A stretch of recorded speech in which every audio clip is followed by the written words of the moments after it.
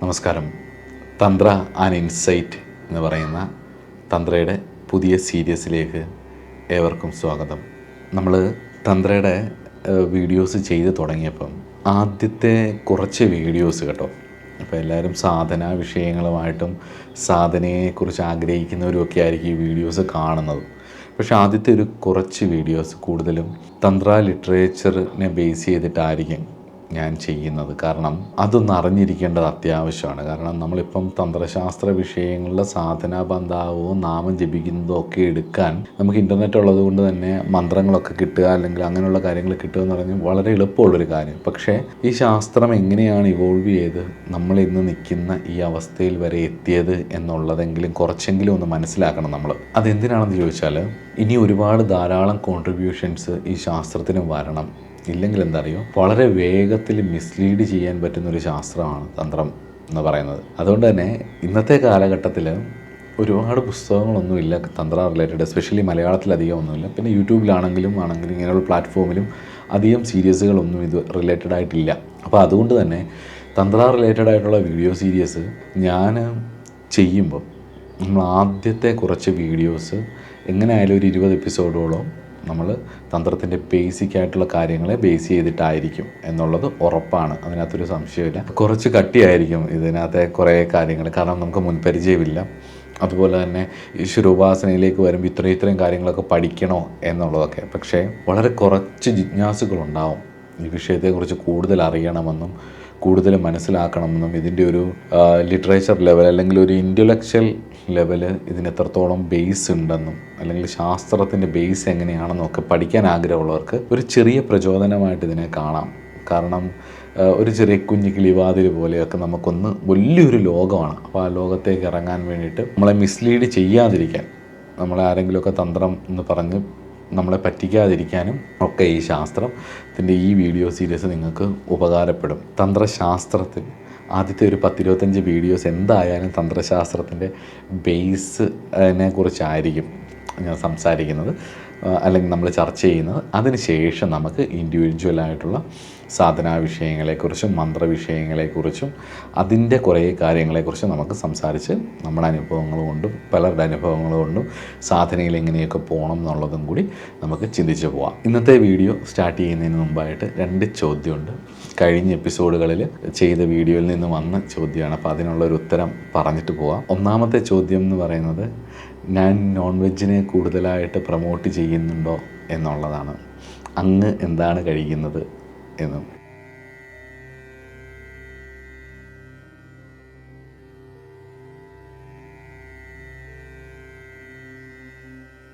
ഞാൻ നോൺ വെജിറ്റേറിയനെ ഒന്നും പ്രൊമോട്ട് ചെയ്യുന്നില്ല. ആദ്യത്തെ എപ്പോഴത്തെയോ വീഡിയോയ്ക്കകത്ത് ഞാൻ എന്തോ പറയുന്നത് ബേസ് ചെയ്തിട്ടായിരിക്കും കമൻറ്റ് വന്നത് അല്ലെങ്കിൽ ചോദ്യം വന്നത്. ഞാൻ ബേസിക്കലി വെജിറ്റേറിയനാണ്. ഞാൻ വെജിറ്റേറിയൻ ഭക്ഷണമാണ് കഴിക്കുന്നത്. പിന്നെ കൂടുതലും യാത്രയൊക്കെ പോകുന്ന ആളാണ് ഞാൻ. അപ്പോൾ അത് ചിലപ്പോൾ കന്യാകുമാരി മുതൽ ഇവിടെ വരെ വേണമെങ്കിലും ഒക്കെ യാത്ര ചെയ്യാം. അപ്പോൾ അതിൻ്റെ ഇടയ്ക്ക് വെജിറ്റേറിയൻ ഹോട്ടലിൽ നിന്നായിരിക്കും മിക്കപ്പോഴും കഴിക്കുന്നത്. കിട്ടുന്നതൊക്കെ വെജിറ്റേറിയൻ ആണെന്നുള്ള വിശ്വാസത്തിലാണ് കഴിക്കുന്നത്. നോർത്ത് സൈഡിലേക്കൊക്കെ പോയാൽ നമുക്ക് വെജിറ്റേറിയൻ ആയിട്ടുള്ള ആൾക്കാർക്ക് കുറച്ചും കൂടി എളുപ്പമാണ്. ഇഷ്ടം പോലെ ഭക്ഷണം കിട്ടും. പ്രത്യേകിച്ച് തമിഴ്നാട്ടിലും ആന്ധ്രയിലും ഒക്കെ ആണെങ്കിലും കിട്ടും കേട്ടോ. കേരളത്തിലാണത് വളരെ കുറവ്. പക്ഷേ എന്നാലും അങ്ങോട്ട് പോകുന്നതിനനുസരിച്ച് നോർത്ത് സൈഡിലേക്ക് പോകുമ്പോൾ വെജിറ്റേറിയൻ ആയിട്ടുള്ള ആൾക്കാർക്ക് ഭക്ഷണം ധാരാളമായിട്ട് വെജിറ്റേറിയൻ ഭക്ഷണങ്ങൾ കിട്ടും. എന്നിരുന്നാൽ പോലും വെജിറ്റേറിയൻ ഭക്ഷണമാണെന്ന് പറഞ്ഞിട്ട് കാര്യമില്ല. ഇപ്പം കാശിയിലൊക്കെ ഞാൻ സ്ഥിരമായി പോകുന്ന സ്ഥലമാണ്. എല്ലാ പ്രാവശ്യവും പോകുമ്പോൾ ഗംഗാഘാട്ടിലേക്ക് പോകുന്ന വഴിക്കൊരു ക്ലിനിക്കുണ്ട്. ആ ക്ലിനിക്കിൽ എന്തെങ്കിലും ഒരു സംഭാവന ചെയ്യുക എന്നുള്ളത് എൻ്റെ ഒരു ജീവിത വിധിയാക്കാൻ. എല്ലാ പ്രാവശ്യം പോകുമ്പം വെജിറ്റേറിയനാണ് കഴിക്കുന്നെങ്കിൽ എനിക്കൊരു പ്രാവശ്യം ഫുഡ് പോയ്സൺ അടിക്കും. അതുപോലെ പല സ്ഥലങ്ങളിലും ബദരീനാഥൊക്കെ പോകുന്ന സമയത്ത് അല്ലെങ്കിൽ ദേവഭൂമിയിലൂടെ ഒക്കെ ഉത്തരാഖണ്ഡിൻ്റെ പല ഭാഗങ്ങളിൽ നിന്നും എനിക്കങ്ങനെ ഫുഡ് പോയ്സണൊക്കെ അടിച്ചിട്ടുണ്ട്. വെജിറ്റേറിയൻ ഭക്ഷണമാണെന്ന് പറഞ്ഞിട്ട് കാര്യമില്ല, നമുക്കങ്ങനെ ബുദ്ധിമുട്ടുകളുണ്ടാക്കാം. അത് തന്നെയല്ല, പലപ്പോഴും ഭക്ഷണം കഴിക്കുന്ന സമയത്ത് നമുക്ക് ആ ഭക്ഷണം ഉള്ളിലേക്ക് ചെല്ലുമ്പോൾ അതിൻ്റെ എനർജി കൊണ്ട് തന്നെ നമുക്കറിയാം നമുക്ക് മനസ്സിൻ്റെ രാജസിക സ്വഭാവങ്ങളും താമസിക സ്വഭാവങ്ങളും. ചില ഭക്ഷണങ്ങൾ ഇപ്പോൾ വീട്ടിലൊക്കെ ആണെങ്കിലും വളരെ സാത്വികമായിട്ട് ഉള്ള ഭക്ഷണമൊക്കെ കഴിക്കുകയാണെങ്കിൽ മനസ്സിന് വളരെ സ്വസ്ഥതയും ഒക്കെ കിട്ടുന്നത് ഞാൻ പരീക്ഷിച്ച് നോക്കിയിട്ടുള്ളതാണ്. അത് വ്രതം എടുക്കുമ്പോഴൊക്കെ നിങ്ങൾക്ക് അത് ഫീൽ ചെയ്തിട്ടുണ്ടാകുമായിരിക്കും. അത് നോക്കുക. പിന്നെ ഞാൻ എന്തുകൊണ്ടാണ് നോൺ വെജിറ്റേറിയൻ ഭക്ഷണത്തെ അല്ലെങ്കിൽ ഒന്നും മാറ്റി പറയാഞ്ഞെന്ന് ചോദിച്ചാൽ, അത് ഓരോരുത്തരുടെ വ്യക്തിപരമായ കാര്യമാണ്. ശാസ്ത്രത്തെ വെച്ച് നോക്കുമ്പം ഞാൻ എൻ്റെ ഗുരുപരമ്പരകൾ എന്താണോ എന്നോട് പറഞ്ഞിട്ടുള്ളത് ഞാൻ അതാണ് ഫോളോ ചെയ്യുന്നത്. എനിക്ക് നോൺ വെജിറ്റേറിയൻ ഭക്ഷണം കഴിക്കാനുള്ള ആഗ്രഹവും ഇല്ല, എനിക്കങ്ങനൊരു ഇത് തോന്നിയിട്ടില്ല, അതുകൊണ്ട് ഞാൻ കഴിക്കുന്നില്ല. പക്ഷേ അത് അങ്ങനൊരു ആഗ്രഹം ഉണ്ടെന്ന് വെച്ചിട്ട് സാധനയിലേക്ക് വരണ്ട എന്നൊന്നും ആരും പറയുന്നില്ല. ആഹാരത്തോടുള്ള അമിതമായ കൊതി കൊണ്ട് സാധന മാറ്റി വെക്കണ്ട എന്ന് വിചാരിച്ചിട്ട് പറഞ്ഞതാണ്.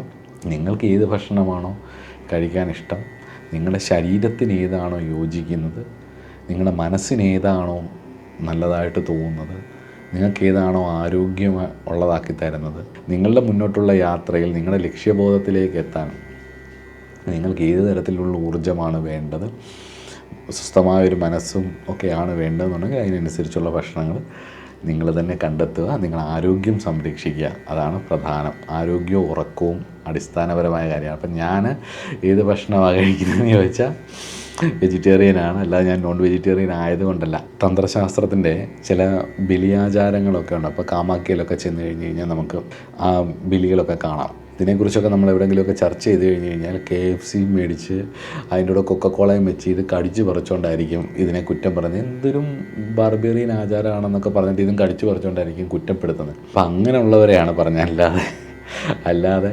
വെജിറ്റേറിയനായ ഒരു കുറച്ച് മുകളിലാണെന്നോ നോൺ വെജിറ്റേറിയനായ ഒരു കുറച്ച് താഴെയാണെന്നോ അങ്ങനെയൊന്നുമില്ല.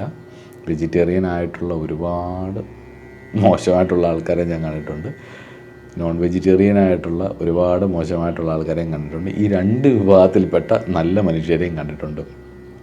അത് നിങ്ങൾക്കും പരിധിയിൽ കിട്ടും. എൻ്റെ മാത്രം അനുഭവം ആയിരിക്കത്തില്ല, നിങ്ങൾക്കും അത് അനുഭവം ഉണ്ടാവും. നിങ്ങളത് നോക്കിയാൽ മതി. അപ്പം ഭക്ഷണം എന്നുള്ളതിനേക്കാളുപരി നിങ്ങളുടെ യാത്രയ്ക്ക് എന്താണ് വേണ്ടത്, നിങ്ങളുടെ ആരോഗ്യത്തിന് എന്താണ് വേണ്ടതെന്നുള്ളത് കണ്ടെത്തി ചെയ്തു കൊള്ളുക. പിന്നെ നിങ്ങളൊരു സാധനാപന്ഥാവിലൂടെ പോകുന്ന ആളുകളാണെങ്കിൽ നിങ്ങളുടെ ഗുരുനാഥൻ, നിങ്ങളുടെ ഗുരുപരമ്പര എന്താണോ നിർദ്ദേശിക്കുന്നത് അത് ഫോളോ ചെയ്യുക.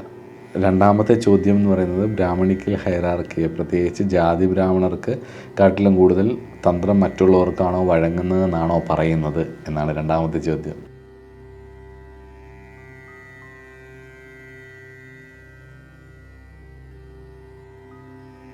ഒരിക്കലുമല്ല. തന്ത്രത്തിൽ അങ്ങനെ ജാതി ബ്രാഹ്മണനെന്നോ വൈശ്യനെന്നോ ശൂദ്രനെന്നോ അല്ലെ അങ്ങനെയൊന്നുമില്ല. അതൊക്കെ പിന്നീട് താഴേക്ക് വരും, നമ്മൾ മുന്നോട്ട് പോകുമ്പോൾ അത് ചർച്ച ചെയ്യും. പിന്നെ രണ്ടാമത്തെ ഒരു കാര്യം എന്ന് പറയുന്നത് അങ്ങനെയുള്ള വിഷയങ്ങളൊന്നും നമ്മുടെ ചർച്ചയ്ക്കുള്ള കാര്യമേ അല്ല. ഇപ്പോൾ ബ്രാഹ്മണ സമുദായം അല്ലെങ്കിൽ ഇന്ന് പറയുന്ന കേരളത്തിലെ വളരെ ന്യൂനപക്ഷങ്ങളായിട്ടുള്ള ബ്രാഹ്മണ സമുദായങ്ങളിൽപ്പെട്ട ആൾക്കാർ ഒരുപാട് നല്ല മനുഷ്യരുമുണ്ട്, ഒരുപാട് മോശം മനുഷ്യരുമുണ്ട്.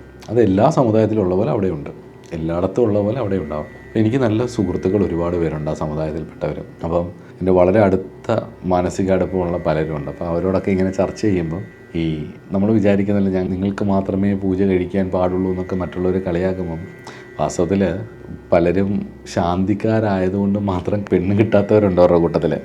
അവരുടെ വിഷമം അറിയാം. എൻ്റെ വളരെ അടുത്തൊരു സുഹൃത്തുണ്ട്. അപ്പോൾ അവരും പറയുന്നൊരു കാര്യമുണ്ട്, ശാന്തി ആയതുകൊണ്ട് പെണ്ണ് കിട്ടുന്നില്ല. അപ്പോൾ ദേവസ്വം പൊടി ചേർന്നും പോയി. അപ്പോൾ ഇനിയിപ്പോൾ എന്ത് ചെയ്യും, ജീവിച്ചല്ലേ പറ്റുമെന്ന് പറയുന്നുണ്ട്. അപ്പം സ്വന്തം കുലധർമ്മം പോലും അനുഷ്ഠിക്കുന്നവർക്ക് മുന്നോട്ട് പോകാൻ പറ്റില്ല. നമ്മൾ പുറമേ കാണുന്ന പോലെ അല്ല, അവരുടെ ഉള്ളിലും ഒരുപാട് തരത്തിലുള്ള ഓതുള്ളവരും ഓത്തില്ലാത്തവരും ഒക്കെ അങ്ങനെ ഭയങ്കര ഡിസ്ക്രിമിനേഷൻസ് ഒക്കെ അതിൻ്റെ ഇടയിലുമുണ്ട്. അതുപോലെ തന്നെ ഒരുപാട് ഉപാസന ചെയ്യേണ്ട ആവശ്യമില്ലെന്നും തേവാരം മാത്രം നോക്കി പോയാൽ മതിയെന്നും ഗായത്രി ജപം മാത്രം മതിയെന്നും ഒക്കെ പറയുന്ന ആൾക്കാരും ഒക്കെ ഇതിനിടയിലുണ്ട്. ഞാൻ ഒരിക്കലും അത് ബേസ് ചെയ്തിട്ടല്ല സംസാരിക്കുന്നത്. നമ്മൾ തന്ത്രശാസ്ത്രപരമായിട്ടുള്ള വിഷയങ്ങൾ പറയുന്ന സമയത്ത് ഇതുപോലുള്ള ചില കാര്യങ്ങൾ പറയേണ്ടി വരും. ചില പുഴുക്കുത്തലുകൾ പറയാതെ പോവാതിരിക്കുക. ഈ കാലഘട്ടത്തിൽ പ്രസക്തമായിട്ടുള്ള ചില വിഷയങ്ങൾ പറയാതെ പോകാതിരിക്കാൻ പറ്റില്ല. അപ്പോൾ അത് അങ്ങനെ തെറ്റിദ്ധരിക്കപ്പെടുന്നതാണ്, അല്ലാതെ ബോധപൂർവം ആരെയും ഒന്നും ചെയ്യുന്നില്ല.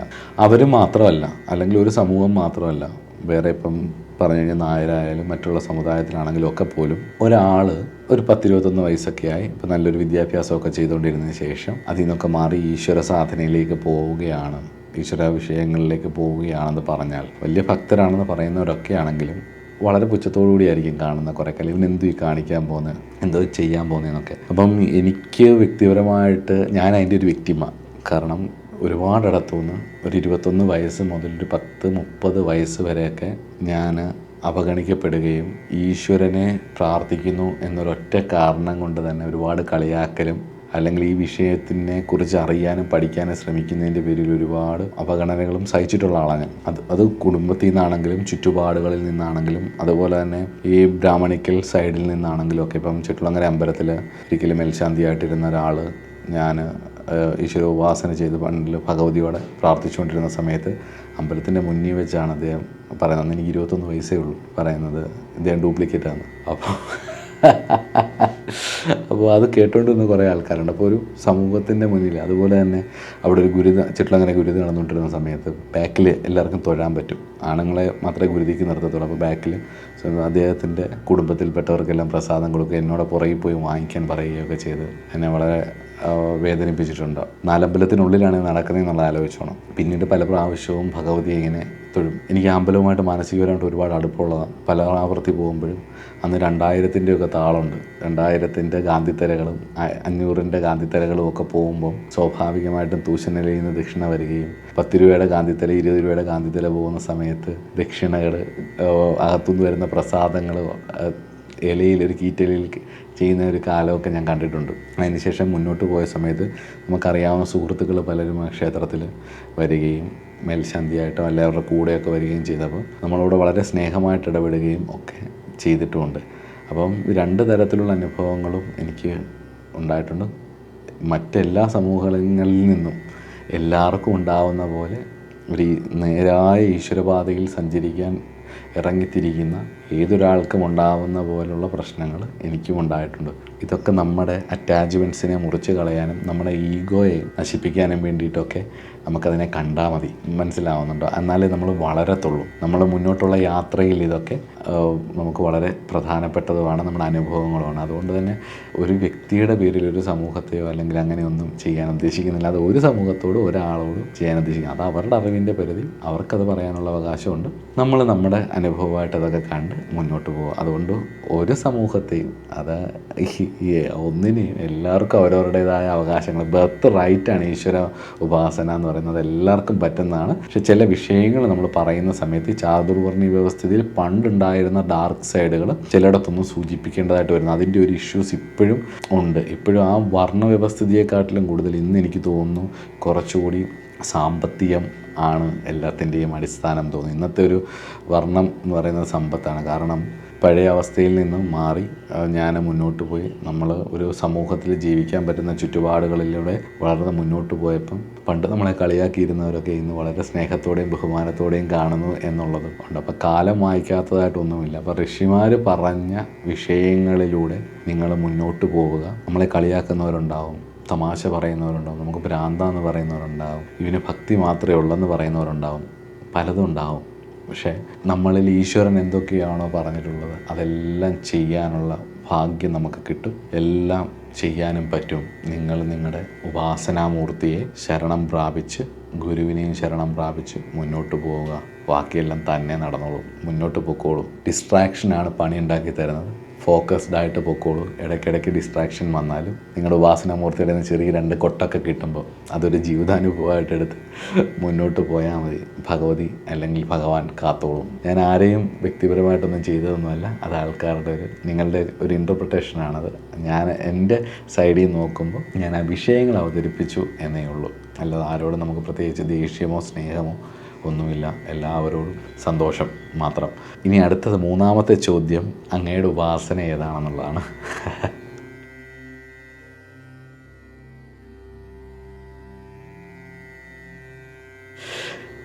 അത് എൻ്റെ വ്യക്തിപരമായ കാര്യമാണ്. അത് രഹസ്യമായി തന്നെ ഇരിക്കട്ടെ. അത് അറിഞ്ഞുകൊണ്ട് പ്രത്യേകിച്ച് നിങ്ങൾക്കൊരു പ്രയോജനമില്ല. അതുകൊണ്ട് തന്നെ അതിൻ്റെ ആവശ്യമില്ല. അപ്പോൾ നമുക്ക് ഇന്നത്തെ വിഷയത്തിലേക്ക് കടക്കാം. തന്ത്രശാസ്ത്രത്തിൻ്റെ ദൃഷ്ടിയിലൂടെ ശിഷ്യൻ്റെ ലക്ഷണങ്ങൾ എന്തൊക്കെയാണെന്നുള്ളതാണ് നമ്മൾ ഇന്ന് ചർച്ച ചെയ്യാൻ പോകുന്നത്.